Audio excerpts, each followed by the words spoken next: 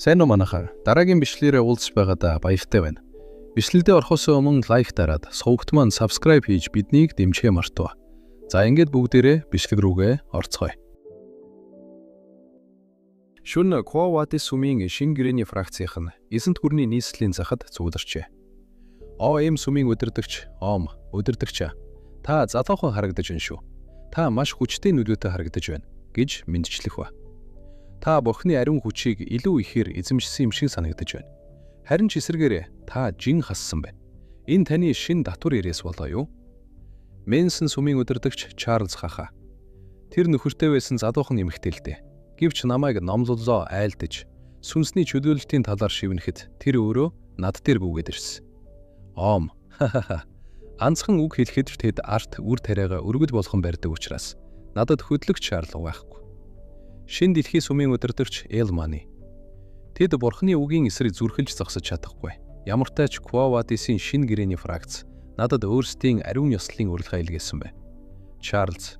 Энэ нь тэд эцэст нь биднийг албан ёсны салбарууд гэж хүлээн зөвшөөрсөн гэсэн үг үү? Тэгэлгүй яах вэ?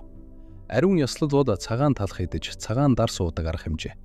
Энэ нь гигантны бие ба цусыг хуваалцаж, идэж буйг бэлгэддэг юм. Чарлз. Тэднийг бидэнтэй албан ёсны холбоо байгуулахыг хүсэж байна гэж хэлж уусан. Шин гэрээний фракцийн тэр новшнууд эцэст нь ухаан орж, биднийг өөрсдөдөө нэгтгэхийг гуйсан нь ямар азтай хэрэг вэ? Элмани. Тэд үргэлж ихэмсэг загнадаг байсан ч одоо л би бүрэн ойлгосоо. Тэд хөрөнгө мөнгөгүйгээр хуучин гэрээний фракцийг хизээч ялж чадахгүй. За дотогшоо орцгоё гэж хэлэхэд нь ард нь хүчтэй дэлгүүлэлт болох ба. Сүмийн удирдагчид юу вэ гэж эргэж харахад Ouroboros гарч ирнэ. Үүнийг хараач. Энд яагаад ийм их хог новш цугларчихсан байгаа юм бэ? Долорес. Викир хоёр байшингийн дээвэр дээр тэднийг ажиглах ба. Долорес. Ouroboros. Таны хийснээр тэр ирчихлээ гэж хэлв. Сүмийн удирдагчид Ouroboros. Чи яагаад энд байгаа юм бэ гэж гайхан асуухад. Ouroboros. Яагаад гэвэл шөнийн анч нохоо энд гарч ирсэн гэж дууссан юм. Гэвч надад зөвхөн өмхий үнэртэй хог новшнуудад харагдаж байна. Сүмийн удирдагчид. Чи ихэмсэг үдэгчин. Та нар юу хийгээд байгаа юм бэ? Түүнийг ал гэж хэлэн цэргүүдээр дайруулахад. Харуулууд. Ouroboros руу зэвсэг барин дайрах боловч Ouroboros маш хурдан хугацаанд ташуураад алан тэднийг ганцхан цохилтоор цустай нь хотхон хэрчиж хаяв. Сүмийн 3 удирдагч цочирдан. Ouroboros. Та 3 эдний удирдагчд нь юм уу гэж асуухад. Би бол хүлээгээрэй гэж түүдэр нь хэлж байхад. Чарлз. Чи бидний урд үүмэн самуун дэгдэж зүрхэлж байна уу? Би бол Мэнсэн сүмийн бурхан байна. Аз болоход чи миний сонирхтэр төрлийн эмэгтэй байна. Тиймээс хэрв чи миний 21 дэх эхнэр бол би чамайг шийтгэхгүй гэж хэлгүүгүй юу? Ouroboros. Чарлзын толгойг бүндүүс хийлэв. Ouroboros юу винэ? Чи бурхан гэдээсэн гэхдээ үүнийг ч хааж чадахгүй гам уу гэж хэлэхэд. Элма найсанда би чам шиг хүнээс айхгүй байна. Би хизээж бууж өгөхгүй. Яагад ивэл би бол энэ дэлхийд заварсан жинхэнэ бурхан гэж хэлэхэд. Ouroboros. Хэрв чи үнэхээр бурхан юм бол ариун устай хүрэлцэхэд юу ч болохгүй зү тийм үү гэж хэлээд нүр рүү нь маш хүчтэй шилшидэх ба. Элманыгийн нүүр түдэгдэн хайлав. Ouroboros. Санамсаргүй хор шидчихэж. Одоо зөвхөн ганц хог новшинд үлдлээ. Айсанда тазас үгдэн. Намайг өршөөгөөрэй. Би бурхан биш. Би бүр ламч биш. Би зүгээр л тэс үзэгтэн. Тэс үзэгтэн байна. Би чамд үннийг хэлж байна. Тиймээс намайг өршөө. Би чамаас гуйж байна гэж уйлан хэлэхэд. Ouroboros түүний урд тулж ирээд. Би мэдэж байна. Тэгээд юу гэж хэлээд түүнийг цааш нь харуулад. Ouroboros. Чи намайг ингэж ашиглах гэж байсан гэрэгүү. Би үнэхээр чамтай нэг өдөр уулзмаар байна. Намайг ингэж их хөөргөж чадах цорын ганц хүн бол чи, шөнийн анч нохой гэж хэлнэ. Догдож байхад нь цэргүүд ирэх ба Ouroboros зүгтв. Ouroboros-ыг явсны дараа Долорес Викир хоёр бууж ирнэ. Викир, би түүнийг байцаах болно. Чи явж мэдээлэл дагуулсан бичиг баримтуудыг ол гэж хэлэх ба. Викир Дикаравигаар ховсдуулна. Тэдний санхүүжилтийн талаар мэдэх бүх зүйлээ надад хэл гэж ховсдох ба. Данс. Тэрэгний шалан дор. Хөрөнгө мөнгө. маш нууц бичиг баримтууд гэж хэлв. Тэр үед харуулууд сүмийн гадаа ирэх ба. Харуул хараад идмээр юм. Бид тэднийг автчихлаа гэж хэлэх ба. Долорос Викер 2 бичиг баримтыг аван зүгтэж амтсан байх ба. Долорос: "Пүү, бид бараг баригдах төглөө." Викер ичиг баримтыг харав. Долорос: "Сүмийн урд үгсэн тэр хүмүүс. Тэд бол хорон муу хүмүүс. Би тэднийг хизээж уучлахгүй. Тэд бол өөрсдийн ашиг тусын тулд бусдын сэтгэл хөдлөлийг ашигладаг хорон муу хүмүүс. Хэдийгээр арал зам нь хэрцгий байсан ч энэ нь бас энгийн бөгөөд үр дүнтэй байлаа. Тэднийг бүгдийг нь арчиж хаях гэж хэлсэн таны үг ийм учиртай байжээ. Гэхдээ Ороборос тэнд гарч ирнэ гэдгийг та яаж мэдсэн бэ?" Шөнийн анч нохой гэж асуухад. Викер энэ бол хөрөнгөтөн буржуугийн гэр бүл. Долорос юу гинэ гэж гайхан асуухад Викер энэ бүх хэргийн гол буруутан бол хөрөнгөтөн буржуугийн гэр бүл гэж хэлв. Викер хэрв чи данс дээрх гүйцлийг харах юм бол эдгээр хуурамч шашны бүлгэнүүдэд буржуугийн гэр бүлээс асар их хэмжээний ханд өгсөн бай. Тэд тэр мөнгөөр хуучин гэрээний фракцийн нүгэл намжихын хуудсыг худалдаж авч байсан бөгөөд хуучин болон шинэ гэрээний фракцуудын хоорондох зөрчилдөөнийг улам гүнзгийрүүлсэн бай. Долорос тэд яагаад ингэж байгаа юм бэ гэж гайхан асуухад Викер чөтгөрүүдийн эсрэг хамгийн ядаргаатай хүч бол Бурхны ариун хүч юм. Тэд Бурхны ариун хүчний үндэс суурийг устгахаар маш удаан хугацааны турш төдөндөж байсан. Тэд магадгүй мөхлийн цаг үе эхлэхээс өмнө бүх ядаргаатай зүйлсийг зайлуулахыг хичээж байгаа байх. Долорос та буржуугийн гэр бүлийн гол хүмүүсийг хөнөөхөөр төлөвлөж байгаа мó гэж асуухад Викер тийм гэж хэлв. Долорос буржуугийн гэр бүлийн гол хүмүүс магадгүй харуул хамгаалалт чангатай том харшид амьдардаг байх. Тэр газрууд руу нэвтрэх нь байтугай тэднийг хөнөөх нь бүр боломжтой зүйл гэж асуухад Викер бид тэднийг өөрсдөө бидэн дээр ирүүлэх болно гэж хэлэхэд Долорос гайхах ба. Викер мөнгийг татдаг, баялагийг дууддаг. Бидэнд зөвхөн буржуугийн гэр бүлийг хамгийн түрүүнд бидэндээ ойртоход хүргэх маш их мөнгө байхад л хандлттай. Азар надад маш баян нэгэн найз байгаа гэж хэлэх ба. Үзэгдэл шилжиж Викерийг нэгэн хар үстэй царайлан шимхтэй хоёр хацраас нь шимхэд. "Хүүе, бурхан минь, би чамайг маш их саналаа, миний дүү" гэж хэлэх ба. Викер хараал идгэж химэн бодов. Тэд сургуулийн унцастын өрөөнд байх ба. Хар үстэй эмэгтэй Венди байх ба. "Хөөе, бурхан минь, би чамайг маш их саналаа дүү минь. Игч нь чамайг үнэхээр их саналаа" гэж хэлээд Викерийн хацрыг сумбав. Тьюдер байж боломгүй юм. Викер гэр бүлтэй байсан хэрэггүй гэж гайхав. Пиги: "Тьюдер тэгж хэлэх чинь үнэхээр бүдүүлэх хэрэг шүү. Тьюдер Викер хизээш өөрийнхэн болон гэр бүлийнхэн талаар ярьж байгаагүй. Тийм болохоор яг одоо болж байгаа үйл явдал надад үнэхээр цочирдмоор. Пиги: "Чи яагаад тийм их цочирдоод байгаа юм бэ?" гэж асуухад Тьюдер: "Мэдгүй юм да. Гэхдээ ихчтэйгээ үнэхээр дотн юм а" гэж бодов. Венди уулзсныхныхаа баярыг тэмдэглэж үнсвэл ямар вэ гэж хэлэн үнсэх гэж оролдох ба. Викер: "Хэрэггүй дээ" гэж дургуутсан татгалзав. Хэсэг хугацааны дараа Викер өгд буцаад явчихсан бололтой гэж хэлээд Вендиг нэг сайн няслах ба. Викер: "Энэ удаагийн зурваст маш олон чухал мэдээллүүд байсан болохоор чамайг биеэр ирнэ гэдгийг мэдэж байлаа.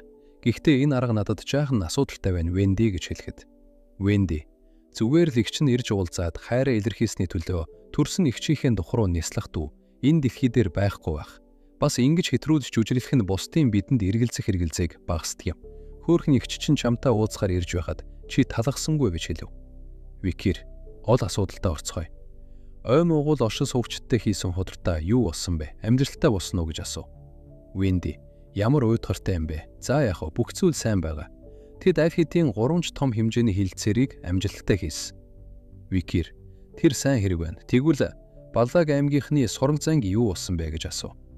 Венди: "Би тэднийг хараахан олж чадаагүй л байна. Худалдаа хийх үеэр тэд үргэлж ирдэг байсан. Гэвч тэд хаашаа явсныг би мэдэхгүй байна. Одоогоор би тэднийг хайж байгаа" гэж хэлв. Викер: "Баллаг аймагт ямар нэгэн зүйл тохиолдсныг би мэдэж байсан. Гэхдээ тэдэнд Аквила гэдэг гайхалтай удирдагч байгаа. Магадгүй би хитрхи их санаа зовох хэрэггүй байх хэмээн бодов." Венди: "Шиний хүссэнчлэн энэ сүнхэнд хангалттай хэмжээний цэргийн санхүүжилт байгаа ч чамд авч явахад авсаархан байх болно. Бас нэг сүүлчийн зүйл. Буржуа гэр бүлийн тэргүүн Бартоломею Жүү буржуу бол чөтгөр" гэж хэлв. Викер: "Хэрв тэд энэ эзэнт гүрний 7 том гэр бүлийн нэг болох Кво Вадис гэр бүлийг унахыг оролдож байгаа бол их хэмжээний хөрөнгө мөнгийг удирдан зохицуулж байгаа учраас чөтгөрийн гэр бүлийн тэргүүнтэй нягт холбоотой. Эсвэл гэр бүлийн тэргүүн өөрөө байх гэж би таамаглаж байсан. Үүнийг баталгаажууд сонсох нь хүндхэн үнэн байна гэж бодов. Венди, чиний мэдэж байгаагаар буржуу гэр бүл бол эзэнт гүрний хамгийн баян гэр бүл. Чи тэдэнд ойртохыг хүссэн ч энэ бол тэдний хувьд зүгээр л халаасны задраа мөнгө учраас тэд чам руу эрвэж ч харахгүй. Хэрв чамд хэрэгтэй бол би илүү их хөрөнгө олж өгч чадна гэж хэлэхэд. Викер, энэ хэмжээний гарааны мөнгө хангалттай. Венди, гарааны мөнгөө гэж гайхав. Викер, зүгээр л их хөрөнгөтэй байлаа гэд буржуу гэр бүлд ойртож чадахгүй. Хэрв чи мөнгөө хэрхэн олсон аргаараа тэдний анхаарлыг татаж чадвал тэд чам руу харах болно. Тийм учраас чиний надад өгсөн энэ мөнгийг ашиглана. Би үүнийг хийх болно гэж хэлэн Пигийн тэмцээний хуудсыг харуулв. Венди, чи галзуурчгаж тэр чин лөөвөр байна гэж уулгаалдав. Үзэлгэл шилжиж Венси нэгэн гүнтэй уулзах ба. Та намайг дуудсан уу захирлаа гэж хэлэх ба. Академийн захирал Винстон Смит. Венси сэлмийг нь хараад тэр чин өвглийн сэлэн байна орвол зэвсгээ харааш нь тайлаагүй байгааг нь харуул тэр дөнгөж сая ирсэн бололтой. Төмөр цуст, сэлэмт гүрэм, хөх жаттан гүрэм, нууцлаг харваач гүрэм, алдарч шиттний гэр бүлийн тэргүүнүүдтэй өсөлддөг хүн. Домгоос гарсан сэлэмчийн дайчин. Тэрээр амралтаасаа миний бодож байснаас ч хурдан иржээ гэж бодов. Винстон, намайг амралтаараа явсан байх хугацаанд Сади профессор маш их асуудал үүсгэсэн үү гэж асуув. Винси, түүний ажлын хариуцлагагүй байдал нь ойлгомжтой зүйл бөгөөд үүнд хичээлийн цагаар согтууруулах ундаа хэрэглэх, сурвчдын эсрэг хүчирхийлэл үйлдэх зэрэг багтана. Жагсаалтны эцэс төгсгөлгүй үргэлжилнэ. Үннийг хэлэхэд тэр академид багшлах биш, Юбед баг шоронд хоригдох ёстой гэмт хэрэгтэн гэж хэлэхэд. Винстон, Юбед баг чи арай хэтрүүж байна.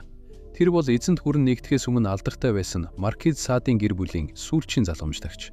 Өмнөх Маркиз Сад бол тэр гэр бүлийн тулгуур баг нь байсан бөгөөд одоогоор Юбед багт хоригдож байгаа. Профессор Винси, хүн бүрт сайхан сэтгэл байдаг гэдэгт би итгэсээр ирсэн. Профессор Садыч бас үүнээс үл хамаарах зүйл биш гэж хэлв. Винси, тэр үнэхээр урам хугармаар хүн. Таны мэдэж байгаагаар удахгүй төвсөлтийн шалгалт болон эцэг эхийн нээлттэй хичээл болно. Хэрв дунд хугацааны шалгалтын үеэр гарсан шиг асуудал дахин гарвал тэгвэл бид хяналтаа алдах болно. Түүнийг практик хичээлүүдээс хасаж аль болох гадагшаа гарахгүй байхыг анхаарна гэж хэлв. Винси, тэр одоо хүртэл түүнд сахилгын шийтгэд оногдуулах эсвэл ажлаас нь халах талаар бодохыг хүсэхгүй байна гэж бодов. Винси, хэрв та үүнд итгэж байгаа бол би таны хэлснээр дагаж мөрдөх болно. Танд хэлэх зүйл үүгээр дууссан бололтой. Би одоо ингэж явъя да хэмээн хэлээд өрөөнөөс гар. Үзэгдэж шилжиж Пиги ерөнхийдөөс Долорес. Таны хүссэнчлэн би буржуу гэр бүлийн бүх алдартай хүмүүсийн хувийн мэдээлэл болон сүүлийн үеийн үйл ажиллагааны талаарх бүх мэдээллийг цуглууллаа. Синклер. Би хөрөнгө оруулалтын тэмцээний хуваар систем бүтцийг төгс задлан шинжилж дууслаа. Долорес. Гайхалтай. Хүн бүр маш сайн ажиллаа гэж хэлэх ба.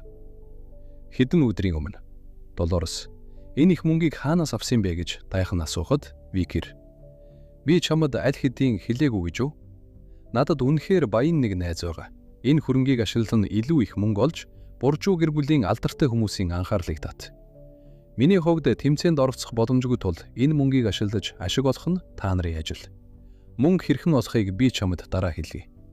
Нэмж дурдахад тэмцээнд чиний администратор болон бусад ажлыг гүйцэтгэж чадах хоёр чадвартай хүнтэй хамт оролцоорой гэж хэлсэн байх ба. Долорес.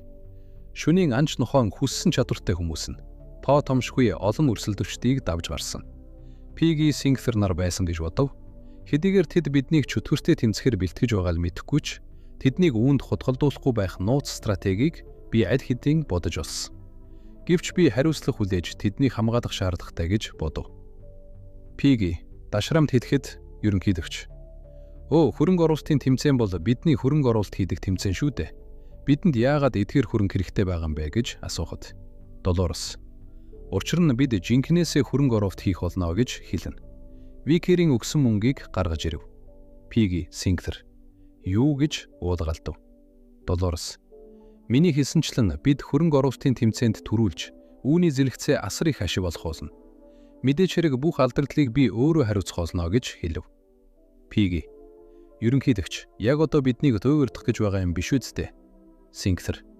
Түүнийг ийм төрлийн хүн байна гэж бодсонгүй гэж шивнэлдэв. Долорес. Тэгэхээр гэж гайхаж байхад Пиги. Таныг ийм хэмжээнд сэтгэл гаргаж байгаа болохоор ерөнхийлөгч Долорес, бид таныг дагах болно. Синклер. бид жинхэнэ мөнгө ашиглаж байгаа болохоор үнэндээ илүү сонирхолтой байна гэж бодож байна гэж хэлэхэд. Долорес та нарт баярлалаа гэж хэлэх ба. Пиги оо би бас Викерээс бидэнтэй нэгдэхийг асуух уу гэж хэлхийг сонссон. Долорес Викер гэж байх уу? Пиги тийм ээ, Викер гэр бүлийнхэнд маш том хөрөнгө оруулж болж чадна. Тэр өглөө бүр сонин уншдаг. Мөн тэрээр сүүлийн үеийн эдийн засгийг маш их сонирхох болсон. Үннийг хэлэхэд тэр идэвхтэй юу ч хийхгүй байсан ч сэтгэл санааны хувьд маш том дэмжлэг болдог найз минь юм гэж хэлв. Долорес ойлголоо. Тэгвэл чи Викертэй уулзахдаа түүнээс асууж чадах уу? Манай клубт нэгдэрэй гэж хэлээрэй гэж хэлэн явах ба. Пиги ойлголоо. Синклер явцгаая байгальтай гэж хэлэн явах ба. Пиги намайг Викерийг хайхаар дотор байр зуу очиход Долорес нүүрэнд яг ийм төрлийн хөврөд идэрч байсан гэж бодов. Долорес та нар материалаа цэгцэлж дуусаад явж болно шүү. Надад хийх ажил байгаа тул би төрүүлээд явъя. Уучлаарай гэж хэлэн яв. Долорес Викер тэр тэтгэлгийг Пери гэж нэрлэхтэй. Периг амьсгал хураах сүүлчийн мөчөд нь харсан учраас би түүнээс асууж тодруулахыг хүссэн. Бодоод байхад бидэнд яригцах маш олон боломж байсан. Гэвч бид тэгээгүй. Учир нь чиний урд зогсохдоо би үг хэлж чаддаггүй. Шөнийн анж нохоотой тулгархдаа би чиний тухай бодсон. Би өнөөдөр эцэст нь чамтай яригцаж чадах болов уу гэж бодон явж байхад нь Викертэй таарах ба. Викер ерөнхийлөгч Долорес гэж асуухад. Долорес Викер үнэндээ надад шамд хэлэх зүйл байна гэж хэлв. Долорес Викер үнэндээ шамд хэлэх зүйл байна. Би гэж хэлэх гэж байхад нь Викер уучлаарай ерөнхийлөгч. Түрхэн зур хөдлөхгүй байж вэ гэж хэлээд Долоресын өмнө полж ирэх ба. Долорес юу вэ? Тэр яагаад яг миний урд зогсож байгаа юм бэ? Би харахын юу ч хэлж амжаагүй штэ. Юу вэ? Юу болоод байна гэж бодон гайхан сандарч байхад Викер Долоресын араас гараа сунгана нэгэн зүйл авах ба. Тэнд нь Дикаравиа бяцхан мадам та хоёрынд юугаа хийж байгаа юм бэ гэж уурлан асуув. Дикаравиа түр хүүзээгээрээ энэ гаж донтой Аз коридороор асгаж буй хөөрхөн хүмүүсийг харахыг хүссэн гэж хэлэх ба. Викер яагаад ийм зүйл болсныг мэдэхгүй юм. Дараа нь та хоёртой өрөөнд тусдаа уулзнаа гэж хэлв. Долорес Викер гэж асуухад Викер таны үсэн дээр хорхоо байсан юм. Би түүнийг авч хайж байлаа. Таны санаа зовоосон бол уучлаарай. Долорес зүгээр дээ баярлалаа гэж хэлэх ба. Викер нэрээ надад юу бэлэх гэж байсан бэ гэж асуухад Долоресын нүүр час улаан болсон. Үгүй би ямар нэг хачин зүйл хэлэх гэж байгаагүй. Би зүгээр л таныг симуляцийн хөрөнгө оруулалтын тэнцээнийг сонирхож байгаа эсхийг мэдэх гэсэн юм. Түүнийг асуух гэж л ирсэн хэрэг гэж хэлэх ба. Би Викерт юу хэлэх гэж байваа? Ухаан ор Долорес гэж бодов. Викер та одоо болж буй тэнцээнийг ярьж байна уу? Долорес тийм ээ, би Пиги болон Синклер нартай хамт оролцохоор бүлгэн байгуулсан юм. Чамайг бас сонирхож байгаа болов уу гэж бодоод. Викер санал тавьсанд баярлалаа. Гэхдээ би оролцохгүй. Намд сонины дугуулангаас гадуур цаг байхгүй. Тийм болохоор яг одоо өөр дугууланд гисэх төдөлгөөгүй байна. Долорес тийм үү, ойлголоо. Би чиний цагийг дэндүү их хүрчглээ, тийм үү? Өнөөдөр сайн ажилласаа. Дараа уулзъя. Викер нэрээ ерөнхийлөгч. Танд амжилт хүсье гэж хэлв. Долорес нилээн догтлом баярлалаа гэж хэлв. 2-7 хоногийн дараа Долорес Пиги болон Синклер буруугийн урд маш их алтан зоос байх ба. Бурхан минь, Пиги та үнэхээр гайхалтай юм ерөнхийлөгч. Би нэг дор ийм их мөнгө харж байгаа минь анхны удаа. Синклер бид яаж ийм богино хугацаанд ийм их мөнгийг олж чадваа? Би итгэж чадахгүй байна гэж хэлэх ба. Долорес би зүгээр л шөнийн анж нохоо хэлсэн стратегийг дагсан хэрэг. Гэвч ийм их мөнгө олж чадна гэж бодсонгүй гэж бодов. 2-7 хоногийн өмнө Викер би одоо танд хэрхэн мөнгө олохыг хэлж өгье. Эхлээд бизнесийн ертөнцид нэрээ гаргасан хөрөнгө оруулагчдаас гин хувьтөвтгöd амархан 960 хүнийг сонгож нарийсах.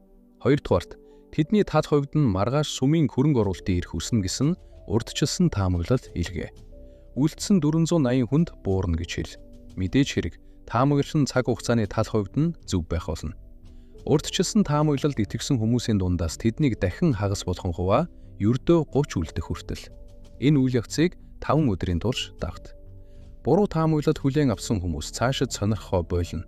Ингэснээр зөвхөн таамаглалд итгэсэн хүмүүс л үлдэнэ. Ердөө 30 хүн л дуулангийн таамаглалд бүрэн итгэдэг болох болно.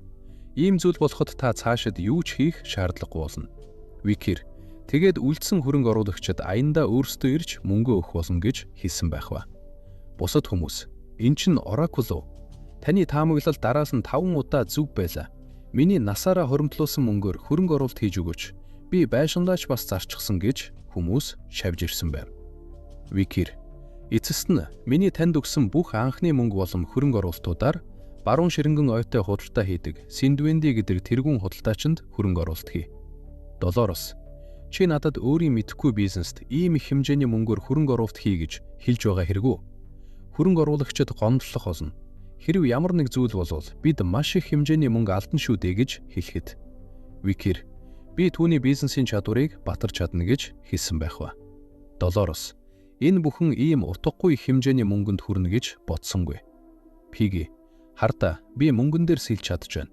Синклер: энэ бол мөнгөн орон байна гэж баярлаж байх ба. Долорос: шөнийн анч нохоо ер нь ямар чадварлаг хүн бэ гэж байхах ба. Үзэгдэл шилжиж шүн Долорос өрөөнийхэн цонхоор дээвэр дээр гарах ба. Долорос: шөнийн анч нохоо юу?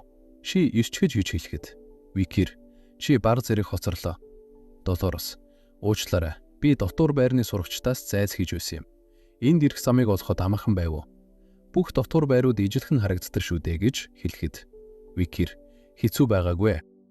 Долорос тэрээс ямар ч онцгой тэмдэггүй байхад зөв дотор байрны дээвэр дээр хүлээж өсөн хэрэггүй. Байзар: шөнийн анч нохоо актемтэй холбоотой юм болов уу?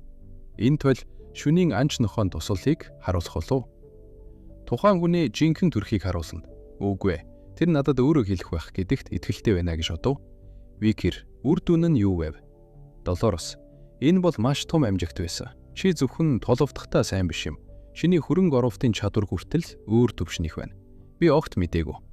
Викир: одоо зөвхөн шишээ тавуултын өмнөх шатал үлдлээ. Долорос: сүүрчээ шат. Викир: бид нууцаар дүүрэн Боржогийн гэр бүл рүү дайрахын тулд тэдний дотоод хүмүүсийн нэгийг өөртөө татах болно. Тэр хүн Боржогийн гэр бүл доторх гол дүр байх шаардлагатай бөгөөд одоогийн гэр бүлийн тэргуунд дургүй байх ёстой. Долорос: гол дүрүүдийг ихэвчлэн сайн халамжилдаг шүү дээ. Гэр бүлийн тэргуунд таалагддаг гэдгийг дурдаад ч хэрэггүй. Тийм хүн үнэхээр байгаа гэж юу гэж асуухад Викир: хариулт нь тэнд байгаа гэж хэлэн сонирмоогүй. Долорос: энэ бол хэсэг хугацааны өмнөх эдийн засгийн сонин байна. Боржоо гэр бүлийн тэргүүн хэн босох вэ? Боржоогийн конгжоморат гэр бүлийн тэргүүний төлөөх ширүүн өрсөлдөөний үеэр. Ууган хүү Бартолом Жүү Боржоо тэргүүн болох магадлал хамгийн өндөр байна гэж бичсэн байх ба. Викир: тэр Боржоо гэр бүлийн суудгийн араас хөөцөлдөж байсан юм. Гэвч тэрээр суудлын төлөөх тэмцээний мөнгөн медальтан болсон билээ. Үндэсний зоосны үйлдвэрийн одоогийн захирал, удмын 2 дахь хүү Дамиен Жүү Боржоо. Викир: улс төрийн тэмцэлд ялагдсанаас хойш түүний гэр бүлдэх нөлөө нь буурсан. Гэвч тэр сайн тагнууч болж чаднаа гэж хэлв. Долорос: би энэ хүнийг мэднэ. Тэрээр Юнизигийн 2 дахь шатны Боржоо гэр бүлийн даалгаврыг хариуцаж байсан юм. Түүний гэр бүлийн тэргүүн болохын тулд тэмцэж байсныг би мэдээгүй. Чи захирал Дамиен руу хэрхэн дөхөж очих гэж байна вэ гэж асуухад үзэлдэл шилжиж нэгэн хашид. Үдэшлэг дээр Долорос: чаман дайшин зүмсэн очсон бай. Үдэшлэг дээр Пиги юм мэдчилж байна. Өнөөдрийн үдэшлэгийг зохион байгуулагчид мөн оракул бүлгмийн гишүүд болох Пиги бас Синклер байна. Пиги эхлээд өнөөдөр ирсэн хүн бүрд чин сэтгэлээсээ талархмаар байна. Одоо манай бүлгмийн ерөнхийлөгч Долорес та бүхэндээ зориулж баярын үг хэлнэ. Долорес: энэхүү чухал арга хэмжээнд хүрэгцэн ирсэн та бүхэндээ дахин нэг удаа талархал илэрхийлье. Энэхүү арга хэмжээ нь манай бизнесийн хүрээнийхний гүнийг хүндэтгдэг ахмадуудад зориулагдсан юм. Бид та бүхэнтэй уулзаж, танилцах үн цэнтэй боломж үйж итгэсэн учраас энэхүү цуглааныг зохион байгуулсан. Бидний харилцаа зөвхөн ганц удаагийнх биш байна гэдэгт итгэлтэй байна. Энэ үдэшлэг дууссаны дараа ч үргэлжлэх болно гэж найдаж байна. Гэж хэлэн ариун хүчний үзүүлбэр үзүүлэх ба бусад хүмүүс. Энэ бурхны ариун хүчний адислуу. Хөөх, үнэхээр нүд гялбан байна гэж шивнэлдэв. Долорес: үдэшлэг гэж гайхаж байхад Викир: тийм ээ, олонний анхаарал татсан тансаг үдэшлэг зохион байгуулж Даниэл зэрэг эзэнт гүрний тэр бомтнуудад урилга илгээ. Оракул бүлгмийн тухай цуу яриа бизнесийн хүрээнийхний дунд аль хэдийн тархсан учраас нэр хүнд, статусын хувьд ямар нэгэн асуудал үүсэхгүй гэж хэлэх ба. Долорес: гэхдээ бидэнд үдэшлэг зохион байгуулах мөнгө байхгүй гэж хэлээд Викир: Одоогийн байдлаар таны хуримтлуулсан мөнгөөр бүх хөрөнгө оруулагчдын үндсэн гүрэнг болон ноогдол ашигыг буцааж өгсөн ч үдэшлэг зохион байгуулахад хангалттай хүрэгцэнэ гэж хэлв. Долорес. Гэхдээ бизнесийн хүрээний тэр бомтнуудаар дүүрэн үдэшлэг үү? Би үүнийг давж гарч чадах болов уу гэж байхан асуув. Викир. Би нууцаар нэвтрэхээр төлөвлөж байна. Бид Даниэлд ойртох шаардлагатай учраас гэж хэлв. Долорес. Хэрв тийм бол хэрв та надтай нэгдэж байгаа бол тэгвэл би чадхаараа хичээх болно гэж хэлэх ба. Викир. Тэр үед тэр маш их санаа зовж байсан. Гэвч одоо тэр маш сайн ажиллаж байгаа бололтой. Ямартай ч эзэнт гүрний үнцэг болон бүрээс ирсэн бизнесийн хүрээний бүх алдартай хүмүүс цугларсан бололтой. Гэвч хамгийн чухал асуулт бол Даниэл урилгыг хүлээн авсан болов уу гэж бодож байхад Даниэл ирсэн байв. Даниэл эзэнт гүрний мөнгөн тэмдэгт үйлдвэр дэх үйлдвэрийн захирал Даниэл Жу Буржуа. Хэдэн хүмүүстэй хамт ууж байх ба хүмүүс цуу ярэ үнэн байж. Тэд хуурамч хөрөнгө оруулалтын тэмцээнд гайхалтай үр дүнд хүрээ зогсохгүй. Бодит мөнгөөр хөрөнгө оруулалт хийж энэ явцдаа асар их баялагийг олж авсан. Хамгийн том бөгөөд хамгийн тансаг Обелия хүлээн авалтын танхимыг үдэшлэх зохион байгуулахаар захиасан нь бүх зүйлийг хэлж өгч байна. Энэ туршлагаараа тэд мөнгө бол бүх зүйл гэдгийг сурсан байх гэж таамаглаж байна. Эцсийн эцэст тэд мөнгөөр юу ч хийж чадна гэдгээ баттай ойлгосон. Мөнгө гайхалтай гэдэгтээ би санаж нэг байна. Гэхдээ энэ нь үнэмшгүй зүйл биш. Энэ дэлхий дээр мөнгөөр шийдэж чадахгүй олон зүйл бий. Жишээлбэл үхэгсдийг амьлуулах гэх мэт гэж ярилцаж байх ба. Даниэл хондар дарсаа ширээн дээр хүчтэй тавиад "Өөх, хитрхи их дар суусандаа ч юм уу би баг зэрэг харчихлаа. Тиймээс би бие амраахаар явж байна" гэж хэлв. Хүмүүс захирал маш таагүй царайтай байсан. Бид түүний эмзэг сэдвийг хүндчихүү гэж гайхав. Даниэл тагтан дээр гарч агаар амьсгалах ба. Викир, та энэ дэлхий дээр мөнгөөр худалдаж авч чадахгүй зүйл байдаг гэж бодож байна уу? гэж асуув. Даниэл, одоо та надаас тэр асуултыг асууж байгаа чинь ямар нэгэн шалтгаан байна уу? гэж асуув. Викир, хэрв би танд саад болсон бол хүлцэлвчий. Таны саяхан ярьсан яриа миний сонирхлыг татсан учраас би өөрийгөө барьж чадсангүй гэж хэлв. Даниэл, байгаа, гарцаагүй байгаа. Үнэн дээр маш их зүйл бий. Мөнгө бол зүгээр л зорилгоодоо хүрэх хэрэгсэл. Гэвч мөнгөөр шийдэж чадахгүй зүйлсийн тоо шөнийн тэнгэр дэх оддын тоотой тэнцүү юм. Тийм учраас л бид хүн. Зарц хүний хувьд хулгайгаар сонсох нь аюултай зуршил юм. Хэрв чи урт наслахыг хүсэж байвал үгээ цэгнэх хэрэгтэй гэж хэлэн явах гэж байхад нь. Викир, сүүлчийн асуулт. Тэдгээр оддын дундаас хамгийн аз хол бөгөөд хамгийн тод гэрэлтэж байгаа нь аль нь вэ? Миний бодлоор бол энэ бол таны үгсэн охинтой уулзах байх гэж хэлв. Даниэл, таныг сая миний хэлснийг ойлгосонгүй бололтой. Амныхан зорвоор ярьсны чинь төлөө би таны нийт тарыг авна гэж уурлан дайрахад. Викир түүний дайралтыг маш амархан хаав. Даниэл үүнд маш их цогцордов. Викир, та охинтойгоо уулзахыг хүсэхгүй байна уу Даниэл гэж асуув. Даниэл, та үнэхээр өөрийн амь насыг үл тоомсорлож байна уу гэж уурлан хамаг хүчээрээ дайрахад Викир дайралтыг нь хаагаад сэлмийг нь бутцахв.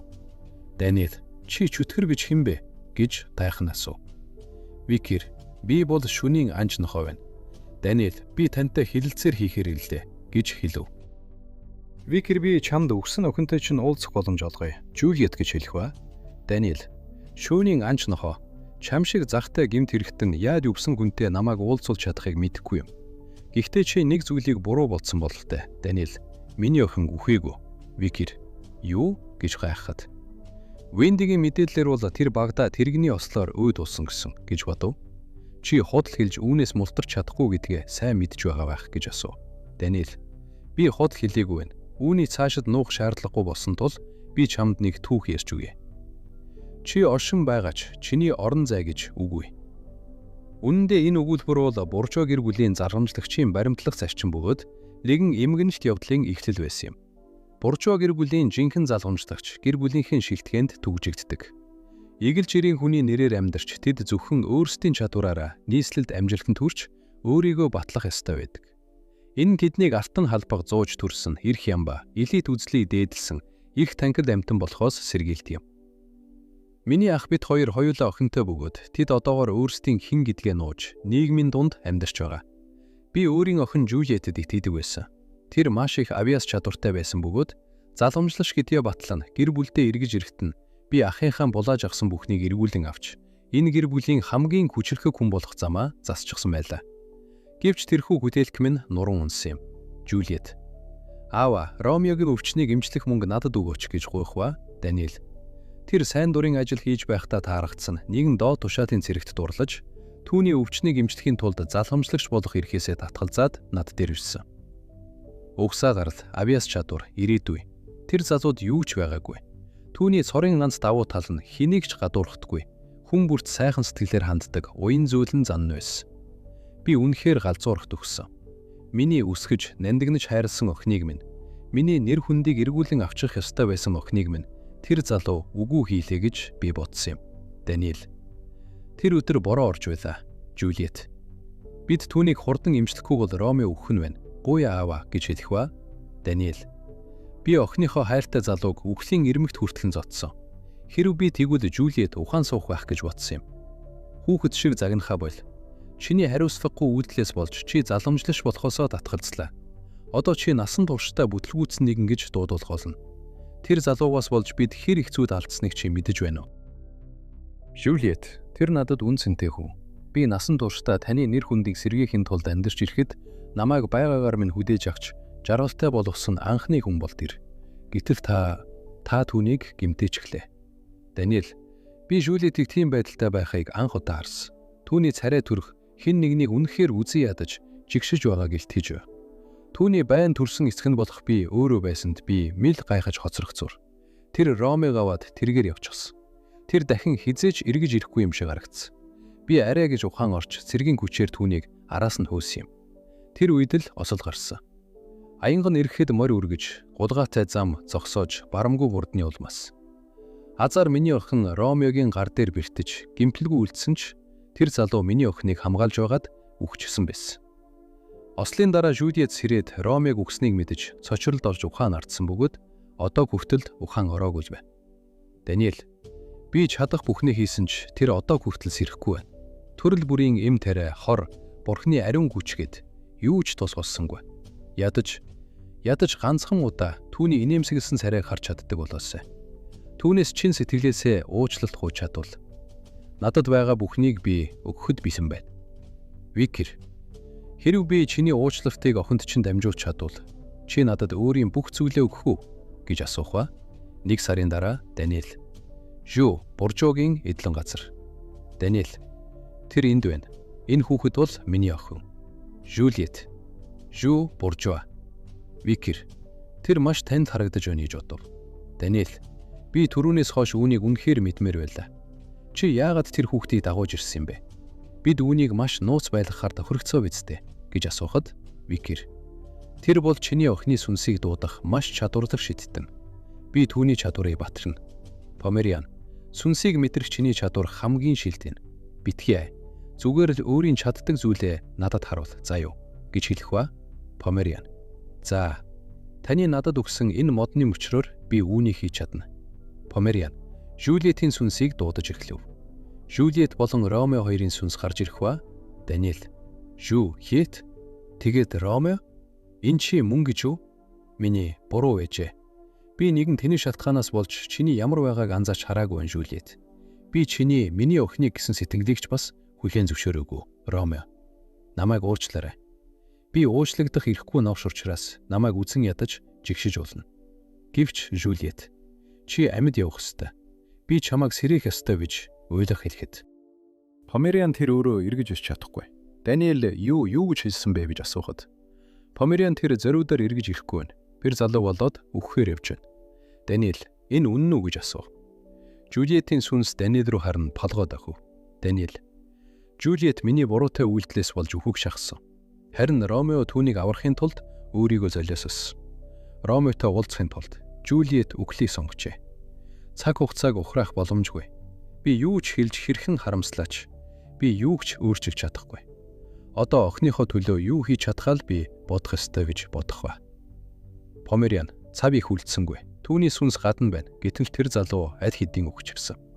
Үхэгсэд дараах төрөл рүүгээ явах ёстой байдаг. Энэ бол хууль, жам ёс гэж хэлэхэд. Охиныхоо төлөө миний хийж чадах хамгийн сүүлчийн зүйл. Сүнснүүдийн нэгдэл цаг хугацаагаар өөрчлөгдөх боломжгүй. Сүйт бүсгүй, сүйт залуу. Хоёулаа үүрд хамт байх. Мөнхийн тавилангаа хүлээн зөвшөөрч, бие биеийн сүнсийг чин сэтгэлээсээ хайрлаж, тэвэрхээ тангаргалах уу гэж асуув. Жюльет Ромео тийм ээ гэж зөвшөөрөв. Жюльет би чамд хайртай Ромео. Ромео би ч бас чамд хайртай Жюльет. Даниэл үүгээр би та хоёрыг эхнэр нөхөр болсныг тонхогдож байна гэж хэлэн гэрэлтийг нь хүлээн зөвшөөрөв. Жюльет аава намайг уучлаарай. Мөн намайг сонсож намайг жаргалтай болгосонд маш их баярлалаа. Даниэл жаргалтай амьдраарай заяа. Та хоёр нөгөө ертөнцид заавал жаргалтай амьдрах ёстой шүү. Заавал шүү. Би чамд хайртай Жюльет. Жюльет би танд хайртай аава. Жюльет Ромеотой хамт инээмсэглэн одов. Ийхүү энэ хэсэг дуустдаг. Энэ удаагийн Part Mine ийхүү дуусаж байна. Лайк дараад, Softman subscribe хийж биднийг дэмжихээ мартаваа. Дараагийн бичлэг хүртэл түрүү иштэй.